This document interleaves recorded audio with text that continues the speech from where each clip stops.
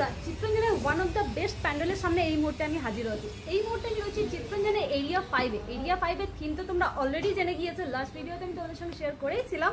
আর এখানে দেখে নাও, দুর্গা প্রতিমাও কিন্তু অনেকটা এগিয়েছে, মানে অনেকটা কাজ কমপ্লিট। মণ্ডপ তো পুরো প্রায় 90% কমপ্লিট। ভীষণই সুন্দর, আমি একবার দেখাতে বলবো। মণ্ডপের কাজ কিন্তু ভীষণ সুন্দর হয়েছে, গোল্ডেন কালারের মধ্যে ফিনিশিংটা এসছে, ভীষণ সুন্দর। আর তারই সাথে কিন্তু দেখাবো যে এরিয়া 5-এ ঠিক কী কী কাজ হয়েছে, কতটা কাজ এগিয়েছে। কারণ এরিয়া 5-এর থিম কিন্তু মারাত্মক সুন্দর।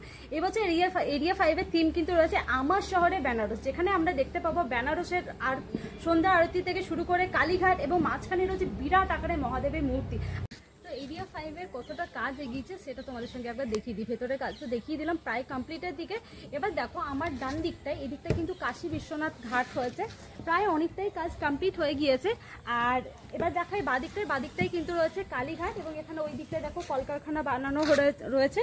আরও কিছু কাজ তো হবেই, সেটার জন্য ওপেনিংয়ের জন্য অপেক্ষা করতে হবে আমাদের। আর মিডিলটায় দেখো বেশ বড় আকারের কিন্তু মহাদেবের মূর্তি রয়েছে, প্রায় কমপ্লিটের দিকে, মানে আর হয়তো সম্ভবত 1-2 দিনের মধ্যে কমপ্লিট হয়ে যাবে। তো আজকে ভিডিও কেমন লাগলো অবশ্যই কমেন্ট করে জানিও। দেখা হবে আবার কোনো নতুন ভিডিওতে। টাটা।